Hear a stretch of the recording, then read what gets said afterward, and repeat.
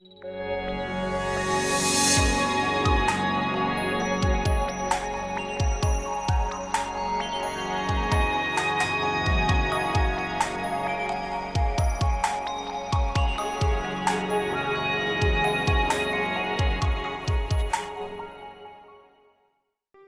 Cafe 7 में आज की कहानी है कस्बाई औरतों के किस्से। लेखक हैं शेखर मलिक।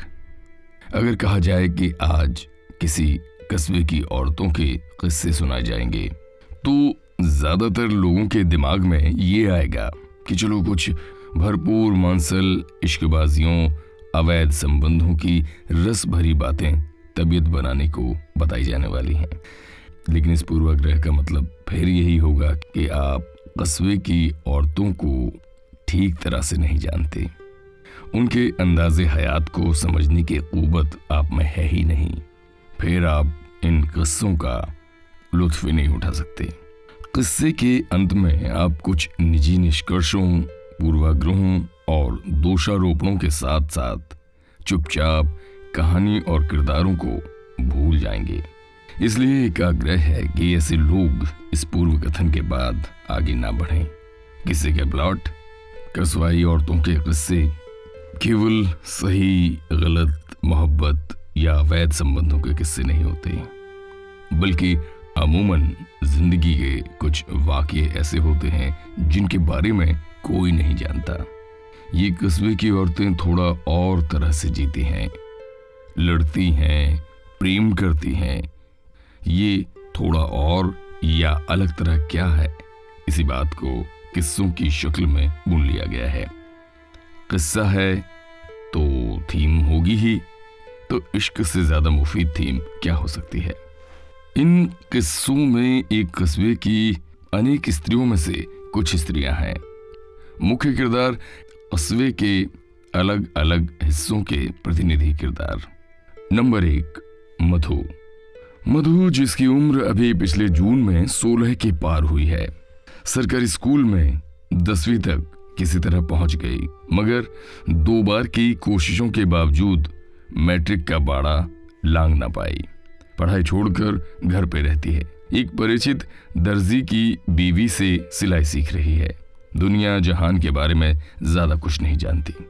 टेलीविजन उसका प्रशिक्षण केंद्र है, जहां निजी चैनलों की धारावाहिकें उसकी मानसिकता का संसाधन करती हैं। भावुक है, दबंग है, अपने स्तर पर चालाक और अपनी सीमा में बेहद बुद्धू। फिर भी आप उसे देखकर इन सब बातों का अंदाजा नहीं लगा पाएंगे। और कस्बे के जिस हिस्से में मधु का उद्भव और विकास हुआ है, वहां आम लड़कियां या आमतौर पर लड़कियां इसी कोटि की पाई जाती हैं। मधु आम कस्बाई लड़की है, फिल्मों और फिल्मी गानों की शौकीन है। मधु की फितरत में एक संक्रामक चीज है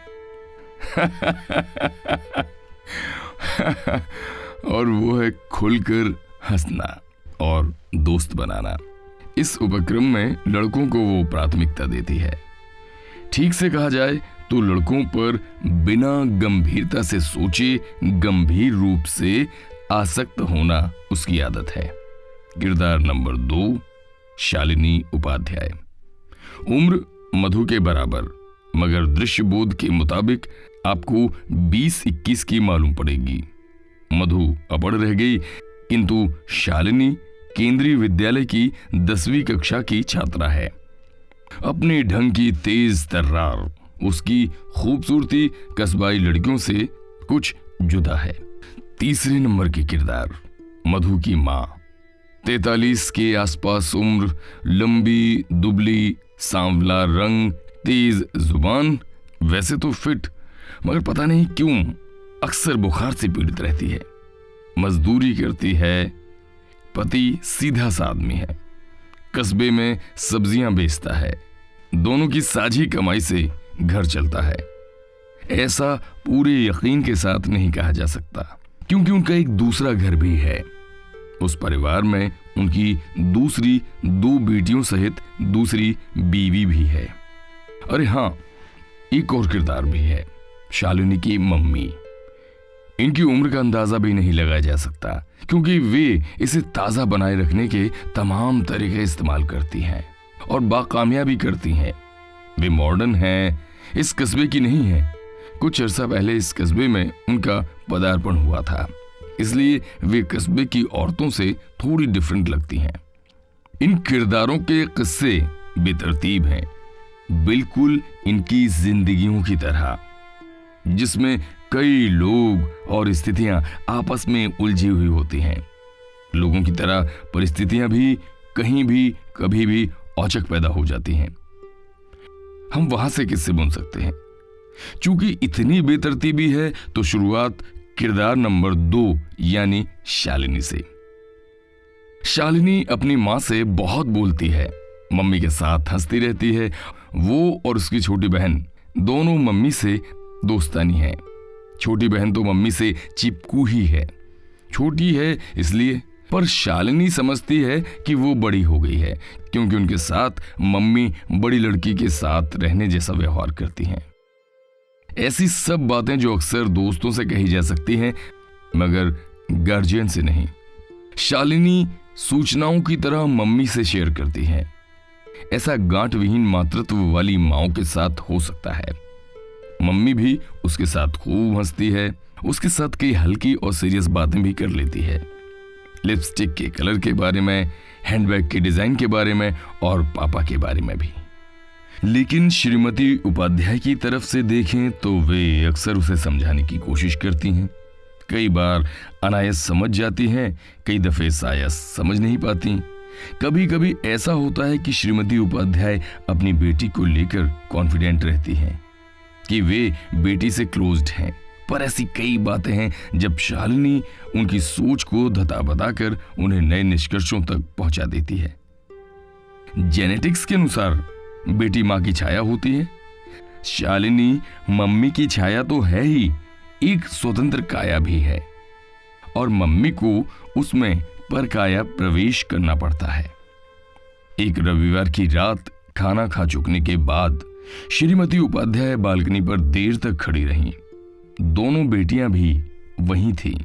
शालिनी मां से दोपहर को देखी फिल्म के बारे में, स्कूली दोस्तों और प्रसंगों के बारे में, कल की फरमाइशों, टिफिन बॉक्स के बारे में उनसे बतिया रही थी।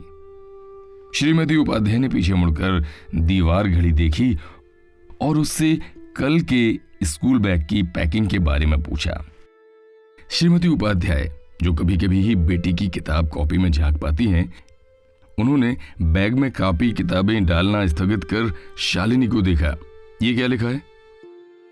कुछ नहीं। शालिनी ने कॉपी बंद कर दूसरी कॉपियों के साथ मिलाकर रख दी। क्या पढ़ती है? ये हमारी टेक्स्ट बुक का नहीं है। फिर पामेला मिस ने बोला था, मैंने लिख लिया। इसका क्या मतलब है? भूल गई, लेकिन याद है कि वे बोली, अभी नहीं, लाइफ में आगे समझ में आ जाएगा, बस याद रखना।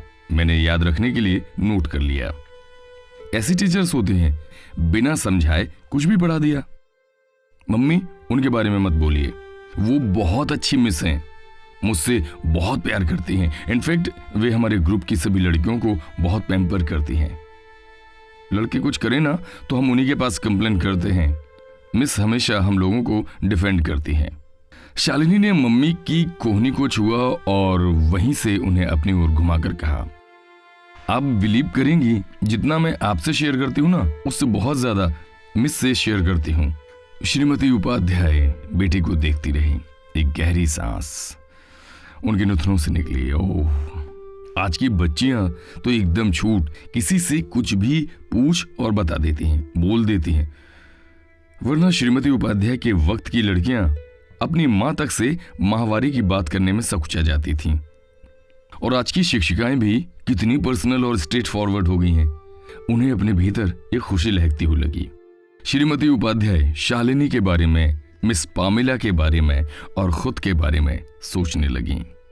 पटना यूनिवर्सिटी में पढ़ती थीं तो घर की गली से कॉलेज तक, बाजार, सड़क, पड़ोस और रिश्तेदारी, हर जगह घात लगाई हुई कामुकता थी।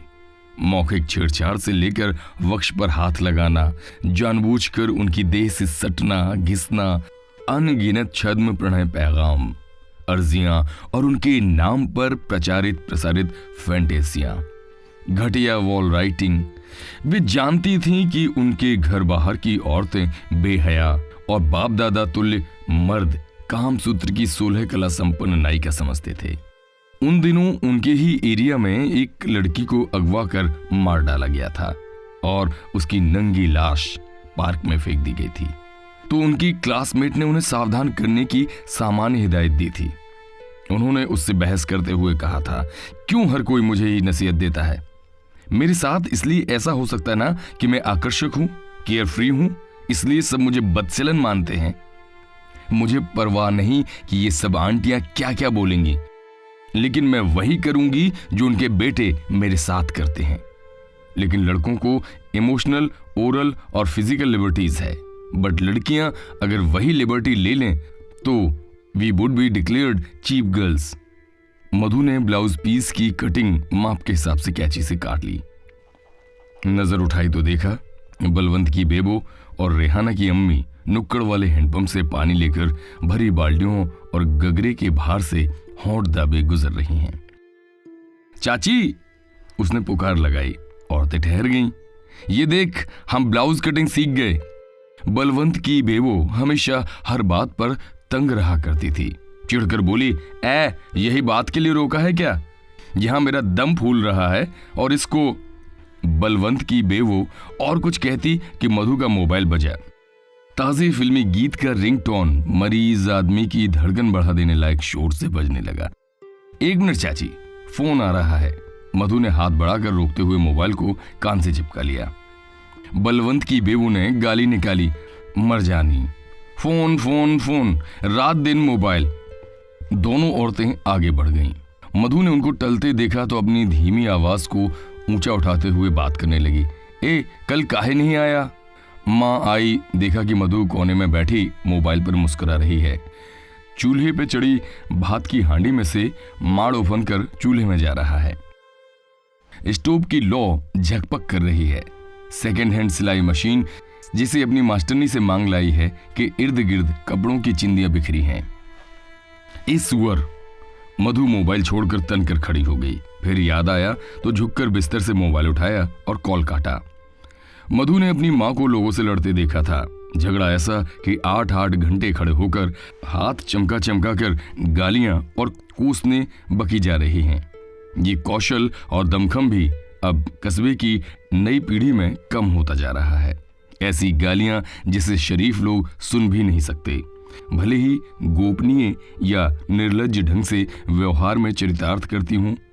गलियों सड़कों पर जा रहे लोग सुनते हुए जा रहे हैं और इधर औरतें हैं कि घमासान मचाए हुए हैं। एकदम मौखिक हल्दी घाटी। मर्द रोकते हैं, खींचते हैं तो भर ताकत अड़ी हुई हैं। घसीट ले गए तो पलटकर पगहा तोड़ाई गऊ की माफिक फिर मोर्चे पर आ डटती हैं। इसके बाद मर्द को और कोई तरीका नहीं सूझता।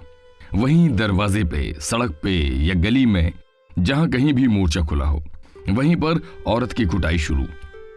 मां ने मधु को डांटा है, कच्ची गालियां दी हैं, मगर थोड़ी बड़ी हो जाने के बाद से उसे कभी मारा पीटा नहीं है। मधु मां से उतना डरती है जितना उसे मां को इज्जत देना है, वरना पलट जवाबी से उसने मां को कई बार चुप कराया है। और मां से मोहब्बत वो तो उतना ही जितना हर लड़की करती है। मधु उन 1/4 कस्बाई लड़कियों में से नहीं थी जिसकी जिंदगी में गैस चूल्हा, इंडक्शन कुकर, फ्रिज, स्कूटी की वजह से सहूलियतें आ गई थी। वो उन लड़कियों, औरतों में से थी जिनके पास कम से कम सस्ता मोबाइल तो आ ही गया था। उन लड़कियों में से थी जिनके पुरुष मित्र ही इन मोबाइलों में सिम कार्ड भरते और रिचार्ज करने की जिम्मेदारी बदस्तूर उठाया करते।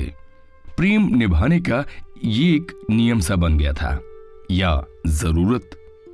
कस्बे की लड़कियों ने मोबाइल क्रांति को अपनी व्यक्तिगत आजादी की क्रांति बनाया। कुछ बेहतर मध्यम वर्ग में जिस तरह स्कूटी क्रांति हो गई, वैसे ही साधारण वर्ग के लिए मोबाइल क्रांति। मोबाइल ने लड़कियों को अचानक अपनी स्वैच्छिक गोपनीयता में स्वच्छंद होने का मौका दिया। ऐसा कस्बे में ही क्यों, शायद विश्व में हर कहीं हो रहा था, जहां स्त्रियों के स्वैच्छिक होने पर पहरे थे। अवकाश न था, छूट न थी।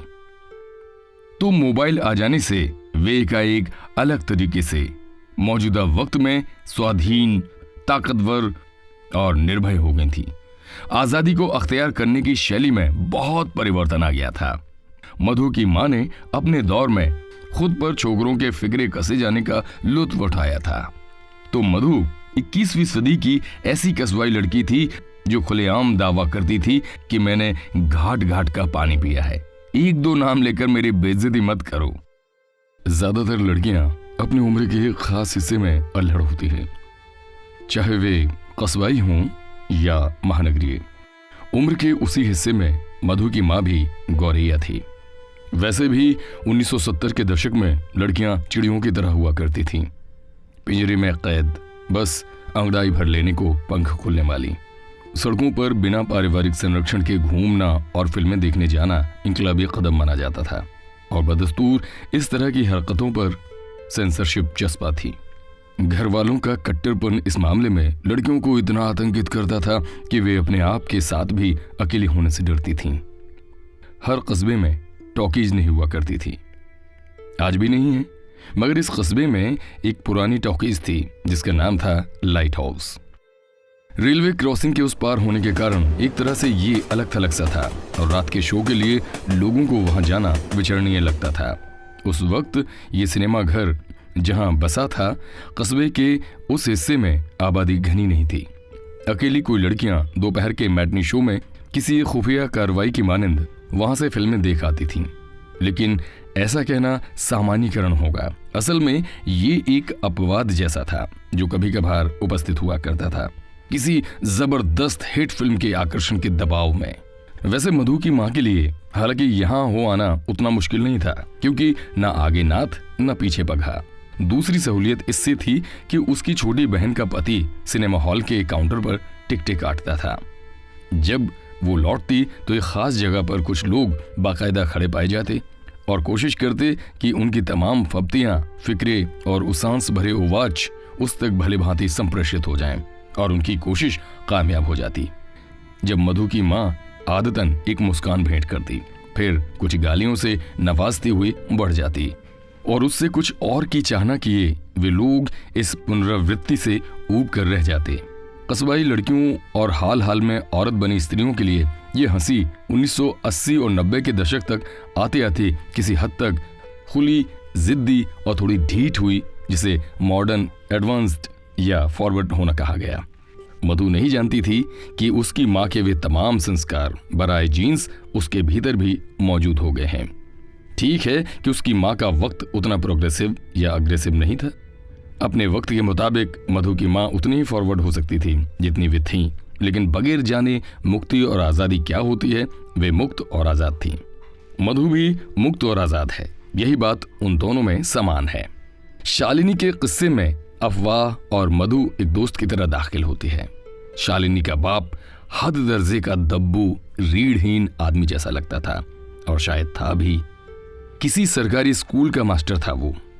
उसकी बीवी यानी शालिनी की मम्मी भरे बदन वाली, मोहल्ले में प्रायः सभी मर्दों को मादक लगने वाली, गोरी और हर वक्त मेकअप जैसे कुछ चेहरे पर पोते रहने वाली स्त्री थी, जिसके गालों पर कृत्रिम लाली पोती रहती थी, जिसके साथ मोहल्ले के 2 लड़कों का नाम जोड़ा जाता था। श्रीमती उपाध्याय उन लड़कों को जाहिराना तौर पर लिफ्ट देती थीं, मगर जो जाहिर नहीं करती थीं वो ये कि इन लड़कों को वो उपयोग में लाती थीं। उनको यदि मर्द उपभोग की वस्तु समझते थे तो वे मर्दों को उपयोग की वस्तु मानती थीं, बहुत पक्की खिलाड़िन की तरह या पकी हुई दुनियादारिन की तरह। उपाध्याय मास्टर साहब से सिवाय नौकरी के कुछ नहीं होता था। इतना निष्प्रह और निरीह सा आदमी पता नहीं कहीं दूसरा भी होगा या नहीं। घर गृहस्थी से इस कदर निरपेक्ष जैसे अनचाहे ही कोलू में बांध दिया गया हो, और जिसे बिना मुंह उठाए केवल उस कोलू को पेरते जाना है। अब इसकी वजह मोहल्ले की औसत बौद्धिकता की स्केल पर एक तो ये मान लिया गया कि पति पत्नी के बीच में कुछ भी तरल नहीं है, और इस सुखाड़ की वजह भी पत्नी यानी श्रीमती उपाध्याय ही है, जो अपने भयानक मॉडर्न पने के कारण पति की आंखों से उतर गई हैं। तो पत्नी भी उनसे उम्मीद नहीं रखती होगी। ऐसी पृष्ठभूमि में शारीरिक और मानसिक रूप से विकसित होती संतान में वक्त से पहले यानी परिपक्वता के पूर्व फैसले करने या अपना पक्ष पकड़ लेने की प्रवृत्ति मजबूरन या जबरन घर कर जाती है। शालिनी और उसकी छोटी बहन दोनों ने मां का पक्ष अघोषित रूप से ले लिया था। शालिनी एक बार रात के 9 साढ़े 9 बजे तक कस्बे से कोई 7 किलोमीटर दूर स्कूल से लौटी नहीं थी और मोहल्ले में ये अफवाह चलने लगी कि उसके साथ केली क्रीड़ा कर डाली गई है। वो लड़की है ही ऐसी कि उसके साथ ये शालिनी के चरित्र को लेकर मोहल्ले का स्थायी निष्कर्ष था। शालिनी को आखिरकार श्रीमती उपाध्याय के प्रियजनों में से एक लड़के ने रात को घर पहुंचाया था, सुरक्षित। शालिनी को स्कूल की वर्दी में देर रात घर लौटते किसने देखा पता नहीं, मगर दूसरी सुबह मोहल्ले में इस घटना की फुसफुसाहट जारी थी। शालिनी अपनी मां की तरह ही फैशनेबल थी, जो इस छोटे से कस्बे में एक ध्यानाकर्षित करने वाला काम था। भौड़ी राय बनाने की उर्वर कार्यवाही भी थी। वो अब स्कूटी पर स्कूल जाने लगी थी। स्कूटी पर परिवहन करती खुले बालों वाली लड़कियां कस्बों में विशिष्ट दिखाई पड़ती हैं। शालिनी का पूरा बाह्य व्यक्तित्व इस विशिष्टता का विज्ञापन था। इस स्कूटी को किसी अग्रवाल साहब ने श्रीमती उपाध्याय को तोहफा स्वरूप नजर किया था। मोहल्ला इस पर भी बात कर चुका था और उपाध्याय साहब को हिजड़ा करार दे दिया गया था। नाबालिग और स्टाइलिश शालिनी इसी स्कूटी पर फुर फुर उड़ा करती और कस्बे के लौंडे जिन्हें उसकी वर्जिनिटी पर कतई आस्था नहीं थी, उसे तकते हुए वर्जित बातें सोचते। इसी शालिनी से मधु की दोस्ती हो जाना दो विपरीत ध्रुवों के परस्पर मिल जाने जैसा असंभव तो था, मगर दुनिया में बहुत कुछ ऐसा घट गुजरता है जिसे आमतौर पर असंभव ही माना जाता है। शालिनी से मधु की दोस्ती तब हुई जब मधु ने हनुमान मंदिर चौक पर स्कूटी समेत सड़क पर गिर गई शालिनी को उठाया था। शालिनी व्यस्त सड़क पर हड़बड़ा जाने से स्कूटी को संभाल न सकी और गिर पड़ी थी। मधु ने अपने मोबाइल से, चूंकि शालिनी का मोबाइल उस दुर्घटना स्वरूप सड़क पर गिर जाने से बंद हो गया था और बैटरी निकालकर फेर लगाने के आम मैकेनिकल जुगत पर भी चालू ना हुआ, शालिनी की मम्मी का नंबर लगा कर दिया। शालिनी के गिर जाने के दौरान अस्त व्यस्त हो गए कपड़ों के फांकों से सड़क पर गुजरते और मौजूद तमाशबीन मर्दों की चोर आंखों को घुसते देख कपड़ों को दुरुस्त किया था। इतनी मदद कस्बे में मिल जाती है अगर आपका दिन खराब ना हो। फिर भी शालिनी ने मधु का आभार माना और उसे दोस्त भी मान लिया।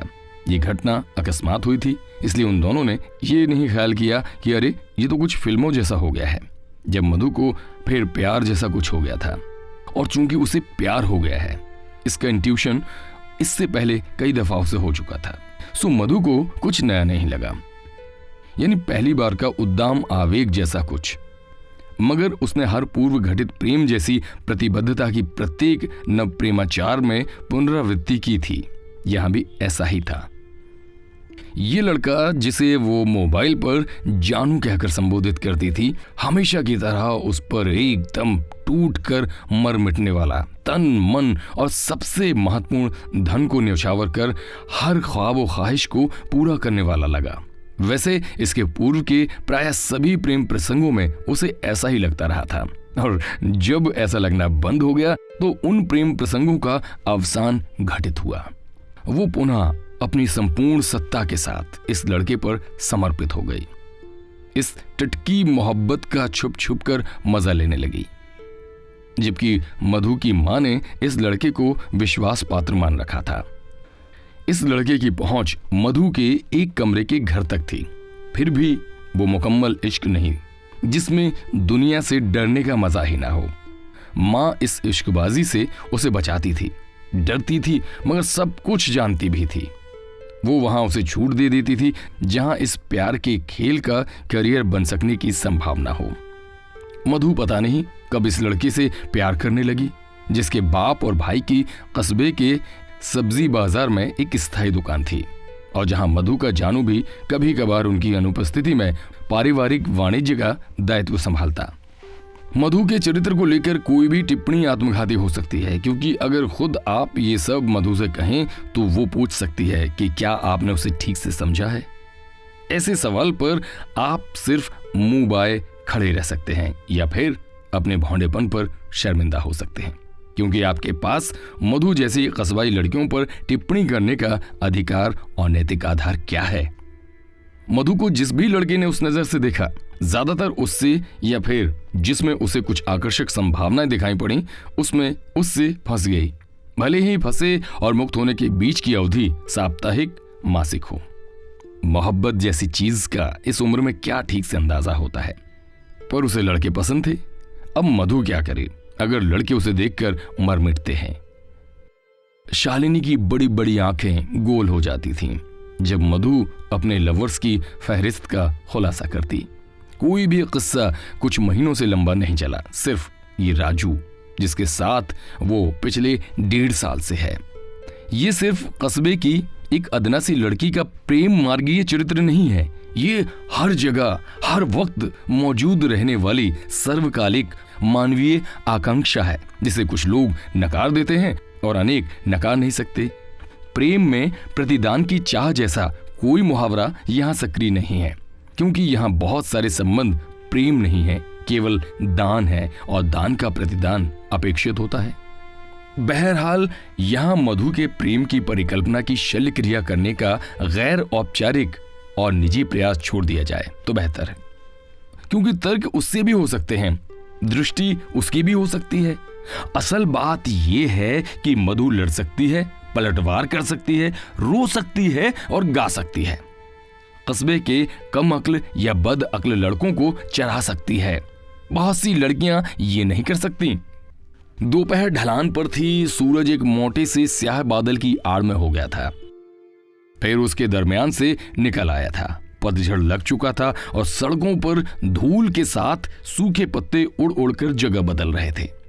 मधु ने सड़क के बगल में अपनी साइकिल खड़ी की, सड़क लांघकर परली तरफ की मनिहारी की दुकान में दाखिल हुई और करीब 20 मिनट बाद वहां से मात्र एक आर्टिफिशियल कनफूल लेकर निकली, जबकि दुकान लगभग तन्हा थी और युवावस्था छोड़ता हुआ वो दुकानदार जिसे वो मामू कहती थी एकदम फुर्सत में।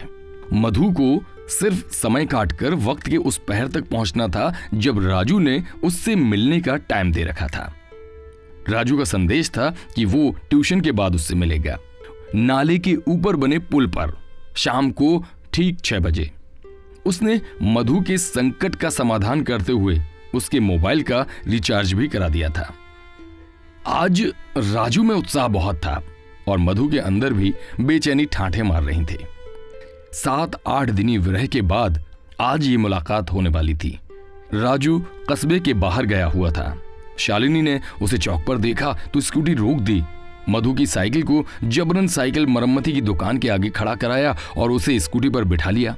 स्कूटी मेन रोड पर तेजी से दौड़ती चली गई और शालिनी ने उसे ओवर ब्रिज पर ले जाकर खड़ा कर दिया। मधु शालिनी के कभी भी कुछ भी वाले एटीट्यूड से हमेशा विस्मित रहा करती थी, लेकिन इस वक्त तो उसे राजू से मिलने की बड़ी हड़बड़ी थी।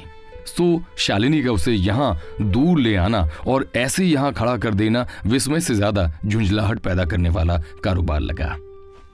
यहाँ क्यों रोका यार, थोड़ी हवा तो खाने दे, यहाँ कितना खुला खुला सा है। शालिनी ने बालों का हेयर बैंड खोला और सिर को झटक दिया। रेलवे के इस पुल की ऊंचाई पर पछुआ हवा का असर अच्छा था। शालिनी के कंधों तक कटे हुए बाल लहराने लगे। और बता, तेरा चक्कर मस्त चल रहा है ना? शालिनी का मुस्कुराता हुआ चेहरा उसकी तरफ मुड़ा। हाँ, आज मिलेगा बोला है, मगर हम यहाँ क्यों रुके हैं? मधु ने दूर तक बिछी पटरियों पर नजर दौड़ाते हुए कहा। शालिनी चुप रही। हवा उसके चेहरे पर बालों को उड़ाकर लाने की मटरगश्ती करती रही और वो उन बालों को अपनी उंगलियों से कान के पीछे खौंस देती। मधु ने शालिनी के भरे पूरे बदन को देखा, भरी भरी उठान ली हुई छातियां, गोरा रंग, बढ़िया जीन्स टॉप, कलाई घड़ी, ऊंची एड़ियों की सैंडल, गले में सोने की पतली चैन, कमनीय चेहरा, कस्बे की आइटम टाइप की लड़की शालिनी। और उसकी तुलना में वो क्या है? खुद को देखे तो गहरा सांवला रंग, लगभग सूखा जिस्म, सस्ते और भड़काऊ कपड़े। कस्बे की ज्यादातर लड़कियां क्यों मेरी जैसी हैं और बहुत कम क्यों शालिनी जैसी हैं? शालिनियां अपनी जगह पैदा होती हैं और मधुएं अपनी जगह। बस इसी से ये फर्क है। भरसक कोशिश करके भी वो शालिनी जैसी सुंदर नहीं। चाहे दोनों का कद एक जैसा हो, लड़कपन एक जैसा हो, मुक्ति की घोषणा करने वाली बंद मुट्ठी एक जैसी हो। शालिनी में नमक है तो मधु में महुआ। मधु को लगा कि वो बेकार ही शालिनी और अपना अंतर कर रही है। शालिनी शालिनी है और वो है। कोई मिलेगा क्या यहां? उसने उकता कर शालिनी से पूछा। हाँ भानु इसी टाइम बोला था। यार ये लड़के टाइम का वैल्यू क्यों नहीं समझते? शालिनी ने लटों को फिर पीछे हटाते हुए कहा। उसने स्टेशन की तरफ से आने वाली सड़क पर आंखें जमा रखी थीं। मधु को अटपटा सा लग रहा था। यहां इस पुल पर कभी लड़कियां ऐसे खड़ी नहीं होती हैं। लड़के ही इक्का दुक्का रेलिंग पर बैठे मिल जाते हैं, वो भी गर्मियों में। भानु कब से हुआ? मधु ने शालिनी को गौर से देखते हुए पूछा। शालिनी एकाएक नहीं समझी। मतलब तुम्हारा पहले किसी और से था ना? अरे यार शालिनी जोर से हंसी। मेरा भानु एक ही है और पहला ही है। तेरी तो सेंचुरी हो गई होगी तो क्या सबकी? वो हंसती रही। मधु भी हंसी। बाइक से गुजरते लड़के उन्हें खड़े देखकर हो की भद्दी आवाजें निकालते हुए गुजर गए। मधु ने कुछ मिन्नत से कहा, चल ना, हमको लेट हो रहा है। रुक ना, भानु अभी आएगा। रुक, उसको कॉल करती हूं। शालिनी ने मोबाइल निकाला। आ रहा है, बस 2 मिनट। कॉल काटकर शालिनी ने मधु को तसल्ली जैसी दी। मधु को राजू के गुस्से का मालूम था। प्यार उसके लिए हक जताना, धौंस देना और शिकायत करना था। इसके बगैर वो प्यार को समझता ही नहीं था। शालिनी ने कई बार मधु की बातें सुनकर कहा था, इग्नोर किया कर यार, इतना भाव क्यों देती है? मगर मधु को राजू का ऐसा ही रूप पसंद था। कम से कम उसे इसकी गारंटी तो मिल रही थी कि राजू सिर्फ उसी के प्यार के लिए करता और बोलता रहता है। वो प्यार ही क्या जिसमें हक जमाने की अदा ही ना हो। अब मधु का मोबाइल बजा। राजू का ही था। कहाँ है तू? आ रहे हैं। कहाँ है बता? अरे बाबा आ रहे हैं, रुक जा। इसके बाद मधु के मोबाइल पर राजू वार्ता प्रकरण तब तक जारी रहा जब तक वो नाले वाले पुल पर खड़े राजू के सामने नहीं पहुंच गई। शालिनी उसे वापस साइकिल रिपेयर की दुकान पर उतार कर चली गई थी। राजू का पहला सवाल था, किसके साथ थी? शालिनी के साथ। क्यों, तुमको मेरा विश्वास नहीं है?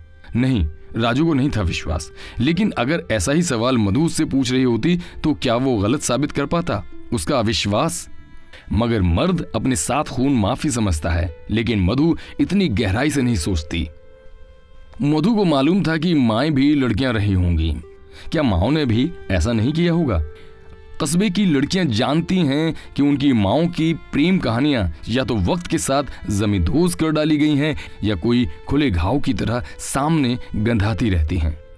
मधु की मां के किस्से जमींदोज हो चुके थे, मगर यदा कदा कोई पुराना आदमी उनकी गंध का हवाला देकर उन्हें सतह के ऊपर ला देता था और यही मधु को बहुत अटपटा लगता था। कोई गुस्से के दौरान उससे मां के बारे में ऊटपटांग कह सकता था। मधु लड़ जाती और एक कमरे के अपने घर के कोने में बैठकर रोती जिसे कोई नहीं देखता था। मधु की हिम्मत कस्बा जानता था, मधु की कमजोरी वो खुद जानती थी। मां जानती थी और कभी बड़ी दीदी जानती रही थी। दीदी ने मधु को बहुत कुछ बताया था मां के बारे में, कस्बे के बारे में, खुद मधु के बारे में। दीदी कस्बे की रग अच्छी तरह से जानती थी, कौन आदमी आदमी है और कौन सुअर। दीदी ने भी एक अधिक मोहब्बतें की और हर मोहब्बत पर रवायत की मानंद यकीन किया। फिर एक वक्त ऐसा आता जब वो मधु, जो बहुत से मामलों में उसकी संदेशवाहक इवेंट मैनेजर थी, रात में रो रो कर बताती थी, हमको धोखा हुआ बुनू। बार बार दीदी से धोखा नामक अनुभव अर्जित करती थी और बार बार खुद को संभावित धोखाधड़ी के लिए मजबूर पाती थी। फिर उसे इन धोखों के इस दुष्चक्र से निर्वाण प्राप्त हुआ। एक दबंग मौसी ने उसकी इन कारगुजारियों पर आपत्ति दर्ज करते हुए मधु की मां से मशवरा किया और एक लड़के को पकड़कर दीदी की शादी करवा दी। लड़का उस वक्त तारनहार लग रहा था। बाद में उसके ऐसे ऐसे ऐब बेपर्दा हुए कि किसका दोष कहें, कर्म का ही दोष कहकर सबने अफसोस व्यक्त किया। लड़की पिटकर मायके लौटती और मायका उसकी हालत पर 2 बूंद आंसू ढरका कर भी वापस उसे अपने आदमी के पास भेज देता। दीदी 2 बार पेट से हुई और 2 बार गर्भपात। दीदी की जब शादी हो गई मधु धूप और बारिश में बगैर छतरी के रह गई। मगर मधु दीदी की तरह ना तो अपनी मोहब्बतों में कमजोर थी, ना ही उस पर किसी की दबंगाई चल पाती थी। आसपास की हम उम्र लड़कियां शादी कर कस्बे को अलविदा कहती रहीं, मगर मधु अपनी जगह कायम, अपने जीने के लुत्फों के साथ, शिकवों के साथ। माँ को अच्छी तरह से मालूम था कि मधु क्या कर रही है। राजू तो बाकायदा घर भी आया जाया करता था। खुद मधु की माँ उससे मदद लेती थी। कभी कभी वो काम से घर लौटती तो पाती कि राजू उसकी गैर मौजूदगी में यहाँ से होकर गया है। थोड़ा असहज लगता, मगर राजू में दामाद की संतोषजनक संभावनाएं दिखती उसे, और बेटी का चयन सही नजर आता। मधु अपनी दीदी से इस मामले में चालाक तो है, उसी दबंग मौसी का, जो खुद को उस स्कूल की हेडमास्टर हैं जिसमें तुम अभी का से कबूतर सीख रही हो का दावा कर रही थी। ये अनुभव से अर्जित मंत्र था कि प्यार मोहब्बत ठीक है, मगर उसी से करो जो तुमको कार और फ्लैट का सुख दिलाए। मधु की माँ के ख्वाब चाहे कार फ्लैट के ना हो, मगर उसके ख्वाब जो इस मंत्र की मूल भावना से इत्तेफाक रखते थे, उन तिक्त अनुभवों से बदले की कार्रवाइयां थी जो उसे अपनी जवानी में हासिल हुई थी। क्योंकि दीदी ने बताया था अतीत में कभी उसी नाले के पुराने पुल पर बैठे लड़कों का झुंड माँ पर निशाना लगाता, ए हेमा मालिनी। कभी उसे गुस्सा आता और कभी वो चिढ़ने के बजाय इन पुकारों का लुत्फ उठाती हुई गुजर जाती। कस्बे में जिस औरत को प्यार किया वो प्यार जैसा कम, जमा योजना जैसा ज्यादा था। कुछ जमा रखकर आशातीत प्राप्ति की अवधारणा पर आधारित पुल पर बैठे ये आवारा लड़के जो अब अधेड़ से आगे की उम्र पार कर चुके हैं। कुछ किसी लकड़ी मिस्त्री के पास मजदूर, कुछ किसी ट्रक के ड्राइवर, कुछ ठेका मजूर। उस वक्त मधु की माँ को सिवाय दिलकश आवाजों और लोलुप इच्छाओं के क्या दे सकते थे। मधु की माँ ने ठेकेदार चौरंगी शर्मा के पुकार का जवाब दिया था। लगा इस जिंदगी से कुछ ऊपर उठ जाएगी, बेहतर खाएगी, बेहतर पहनेगी। चौरंगी ठेकेदार को जो आंखों में भा जाती वो उसे कुछ दिन औरों से विशिष्ट महसूस कराता, फिर उसे साड़ी देकर कहता शादी करेगा तुमसे। माँ को भी ऐसी ही प्रक्रिया से बांध लेने के बाद जब शादी करेगा तुमसे वाला वचन उसको प्रतिबद्धता से दूर लगने लगा और चौरंगी ठेकेदार उसके शरीर को हासिल करके भी दूसरे तरफ मुंह मारने लगा, तो एक बार फिर मधु की माँ के सामने हर मर्द कुत्ता वाली कस्बाई अवधारणा मूर्त रूप से प्रकट हुई। मधु ने राजू से हमेशा वादा किया, कस्में खाई। राजू का यकीन मधु के लिए एक बहुत जरूरी और अजीज वस्तु था, मगर राजू ने कभी अपना यकीन मधु के आगे साबित करने की जरूरत नहीं समझी। राजू कस्बे की दूसरी लड़कियों, जिनमें अधिकांश जो उसके साथ ट्यूशन जाया करती थी, मोहल्ले में रहती थी, के साथ अक्सर सड़क या बाजार में घूमता पाया जाता। बस मधु को नहीं देखना चाहिए था। मधु नहीं देखती, मधु को ये सब नहीं मालूम होना चाहिए था, और मधु नहीं जानती थी कि ऐसा कुछ हो रहा है। दोनों के बीच लड़ाइयां होती, सुलह होते। लड़ाइयों का प्रभाव जितने दिन रहता, मधु उदास और कम बोलने वाली लड़की बन जाती, मगर कोई इतना नहीं जान पाता। वहीं राजू के लिए ये दौर दूसरे विकल्पों के साथ आराम से काटने का वक्त होता। मेले में वो आराम से किसी लड़की के कंधे पर हाथ रखकर झूले में हंसते हुए झूल सकता था, मौज कर सकता था, सड़क पर घूम सकता था। मगर उसी वक्त मधु अपने एतबार और राजू की हिदायतों के साथ घर में चुपचाप अपना काम करती या टीवी देखती। हर बार झगड़े का असर और तीखापन खत्म होने के बाद मिलने की उग्रता, व्यग्रता दुगनी होती। इस बार भी एक लड़ाई के अंतराल के बाद राजू का ही कॉल आया, आ जाएगी, हम वहीं मिलेंगे, मिस कॉल पर निकलना। और मधु मिस्ड कॉल आने पर दबे पांव दरवाजा उड़काकर बाहर निकल गई। राजू कस्बे के फुटबॉल मैदान में एक पेड़ के नीचे खड़ा था। रात के 11 बज चुके थे। माँ को हवा तक न लगी और मधु अभिसार हो बाहर। राजू पहले तो हिचकिचाया, मानो परख रहा हो, मानो मधु के समर्पण को भांपना है। लेकिन अगर वो इस समय उसके बुलावे पर घर से इतनी दूर आ गई है तो उसके समर्पण पर सवाल का सवाल ही नहीं उठता। उसने मधु को जोर से चूमा। उसकी देह के संवेदनशील हिस्सों पर उसके हाथ चलने लगे। मधु का अनुभव यहां तक था ही, वो चुपचाप खड़ी रही, किंतु राजू कुछ और आगे बढ़ रहा था। इसका मधु को प्रथम अनुभव, उसे शर्म भरी उत्तेजना आई, फिर पता नहीं क्यों उसकी छाती धड़क उठी। राजू छोड़! मधु अलग होने के लिए कसमसाई। राजू ने उसे छोड़ने के बजाय और जोर से कसता रहा। राजू मत कर ये सब। काहे? इसीलिए बुलाया था? हाँ, काहे बुरा लग रहा है हम छुए? ये सब खराब है, अभी मत कर। जानू तुम पे मेरा हक है कि नहीं? है, लेकिन समझो ना बात को। मधु ने जोर से अपने को उससे खींचा और अलग होकर हाँफने लगी। राजू की आवाज ऊंची हो गई। तेरी माँ कौन सी शरीफ है? राजू ठीक से बात कर, नहीं तो हम जा रहे हैं। मधु सन्नाटे में कस्बे की गलियों से होकर घर जा रही थी। राजू भी उसकी माँ को ऐसा ही समझता है, मर्दखोर। वो भी उसे उसकी माँ के जैसा मानता है, हर समय हर किसी के लिए। छी, कितना गंदा सोचता है राजू। मधु सोच रही थी कि शालिनी ने उसे रात की बातें बताई थी, जब उसे अपने सहपाठियों ने स्कूल के बाद अपने साथ फांस लिया था। एक समय आया जब शालिनी में उन लड़कों को एक थप्पड़ भी मारने की हिम्मत नहीं बची। फिर वो डर गई और वो सब करने को मजबूर जो उन लड़कों ने उससे करने को कहा। लेकिन हम तो भानु को लव करते थे, बहुत लव करते थे, वो मेरी जान था। शालिनी रोई थी उस दिन। अभी मन करता है मधु साले का मर्डर कर दें हम, हरामी। मधु ने उस समय उसे सांत्वना देते हुए माँ का एक कथन याद करके बोला था, ये लोग सब दोगला होता है, मुंह में कुछ भीतर से कुछ। आज मधु को लगा कि राजू के लिए भी वो ऐसा ही कह सकती है, दोगला। शालिनी की मम्मी मोहल्ले के ऐन बीचों बीच वाले चौक जैसी खुली जगह पर टखने के ऊपर नाइटी उठाकर अपनी चोट की जगह बताने लगी। मदन ने अचानक सचेत होते हुए रोक दिया था भाभी को। दरअसल श्रीमती उपाध्याय मदन के साथ बाइक पर कहीं से लौटते हुए कहीं अर्थात बाजार वगैरह से कहीं सड़क पर गिर गई थी और उन्हें पैरों में टखने के पास कुछ चोट आई थी। उन्होंने मदन के प्रतिबंध पर आश्चर्य से उसे देखा और आंखों में कहा, क्या होता है इससे? तुम तो गजब हो, चोट ही तो दिखा रही थी। इस पर मदन ने भी आंखों से कहा, आप भी हद करती हैं भाभी, देख नहीं रही कैसे सब आपकी नंगी टांगे घूरने लगे। बिंदास होना और दकियानूस होना। शालिनी की मम्मी इनमें अंतर समझती थी। जीने के दो ऐसे द्विध्रुवीय तरीके थे जो आदमी के अपने फैसले पर निर्भर करते हैं। शालिनी ने अपनी माँ के व्यक्तित्व से उनका खुलापन ले लिया था। श्रीमती उपाध्याय ने अपने स्कूल कॉलेज लाइफ की आजादी को शादी के बाद भी खोने नहीं देने का प्रयास किया था और ससुराल में संयुक्त रूप से रहते हुए उन्होंने पाया था कि पूर्ववत मुक्त रहने के लिए लड़ाई करनी पड़ती है।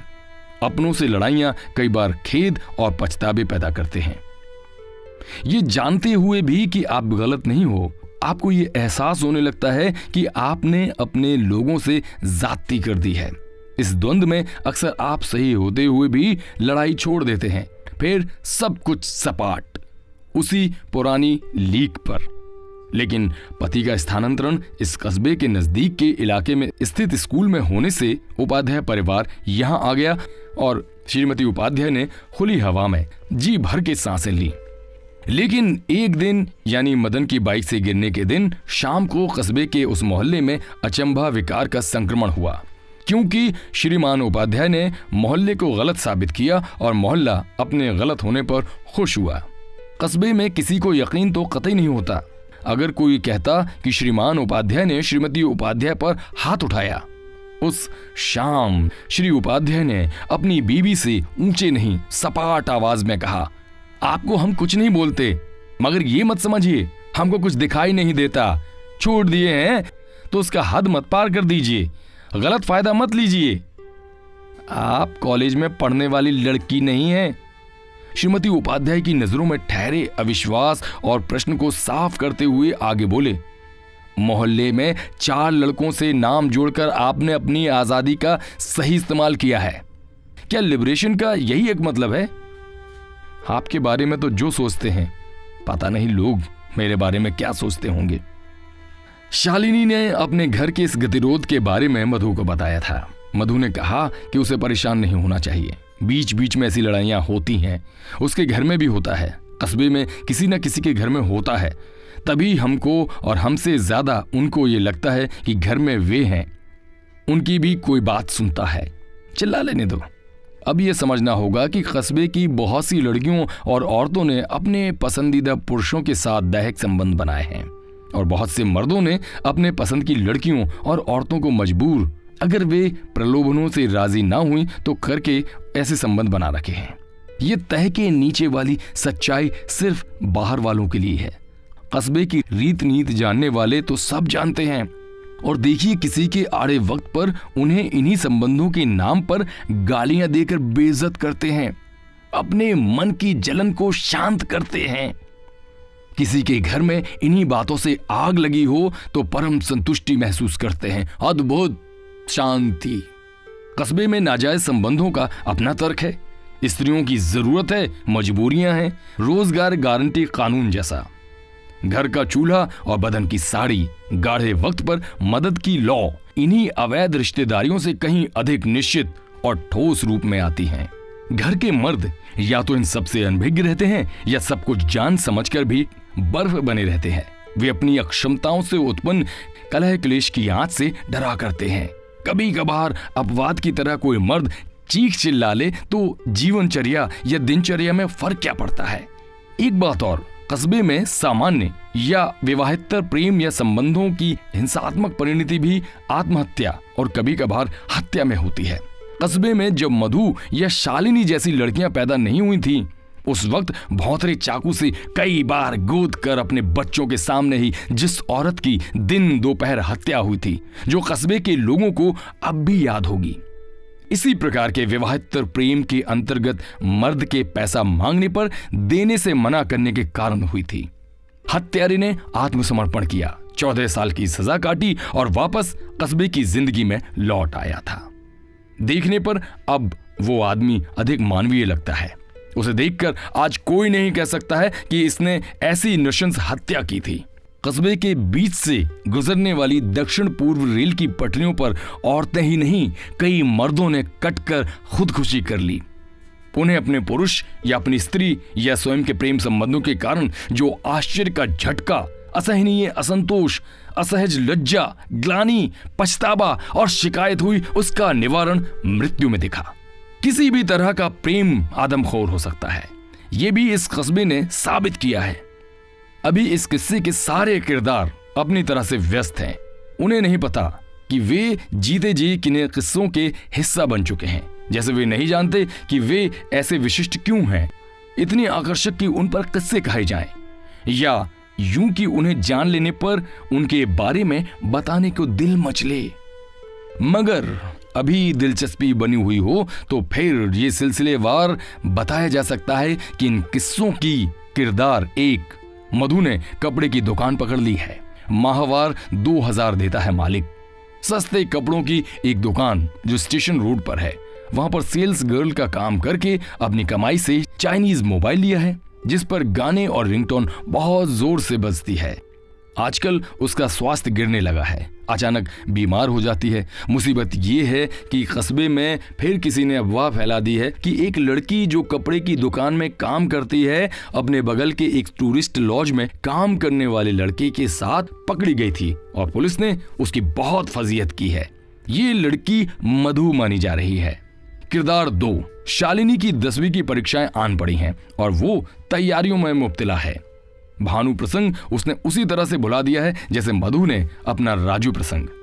तीसरा किरदार, मधु की मां ने किसी कैटरिंग वाले को साध कर शादी ब्याह की पार्टियों में पकाने वाली का काम पकड़ लिया है और अक्सर कस्बे से बाहर के ऑर्डर पर रहती है।